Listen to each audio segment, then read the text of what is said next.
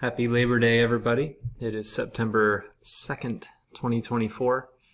Here is a video of what's going on around here with me, Pastor Owen. Yesterday was the 15th Sunday after Pentecost, and we had a worship here. We got a word from Christ that was pretty harsh towards, the crowd and the disciples as he explained and taught where defilement or evil truly comes from. And the harsh reality is that it comes from within you, inside you, your heart. But he's also loosening up something, your ear, to receive something else that he can only come in from the outside. And that is the gospel. So the gospel that announces that you have a new heart, that your old unclean heart is dead and now have Christ. Well, that's the gospel right there. And that does indeed come from the outside. It doesn't bubble up from within you. And that external word, as many will say in our tradition, that external gospel word is what makes new. Someone that God cherishes and elects, and that, of course, is you. So hopefully you can hear that word all week. Hopefully it came through yesterday as well. So next Sunday we get to read a couple of episodes of Jesus doing his thing, and we get to marvel also the Syrophoenician woman's faith. She just kept coming for it, and knowing what was on the other side, that good word of mercy from the Lord himself. So Jesus will be active again on Sunday, and he's, of course, doing things every day in his spoken word. And the right hand of God is very active in this world. And we do need that word preached so many places, including where we are. He will certainly be active in a baptism on Sunday. Sullivan Jean Whistler will be baptized.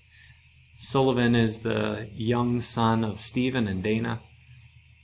So we look forward to that and what God is going to do through that baptismal promise for Sullivan, so that we can remind him repeatedly of what God decided on this day, on September 8th it will be, 2024.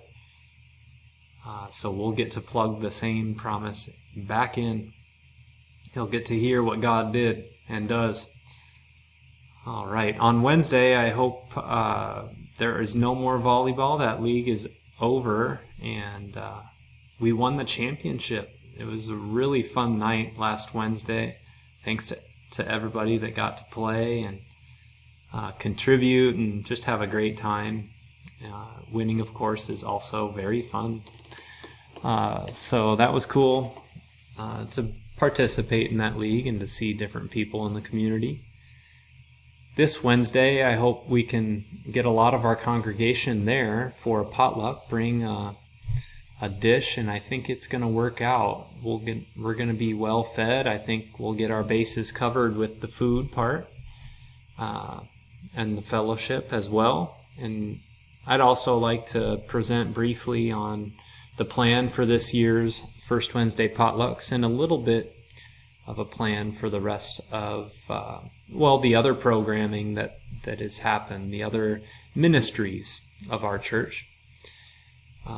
The First Wednesday potlucks will be centered on the Bible this year, and this first one should be fun. We're going to go through something I've delivered in a different way to our Sunday school kids one day after after worship.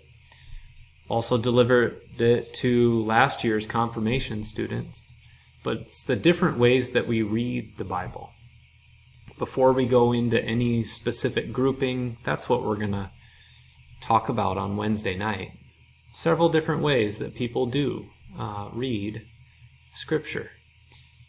So, that'll be cool. We've got men's breakfast coming up on Friday morning, 6:30 a.m. The crew is getting back together. And if you haven't been there, and you're a part of this congregation, or if you're visiting, men are very welcome to come at 6:30 a.m. and I don't think you're going to be disappointed. So, yes, we invite you there, 6:30 a.m. on Friday before perhaps the workday begins. Mention the baptism. We've got a birthday coming up on Tuesday this week. Erica Dewan has a birthday. Man, I suppose she'll turn 13. Is that true? I'll have to check in with Erica on this. So I believe that'll be that. Anniversaries. Dave and Sherry Tiedemann have an anniversary on Saturday. You guys should go on a date. You really should. I bet you have plans already. You guys are planners. All right. Psalm 146, verse 3. You're quite spontaneous, though, Tiedemann's. You know? I don't know. Maybe Dave has something cooked up. All right. Psalm 146:3. I'm back to it.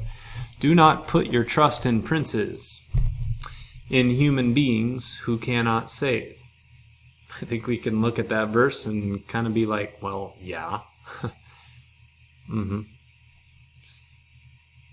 But we should count ourselves as those human beings who cannot save even ourselves, too. But yes,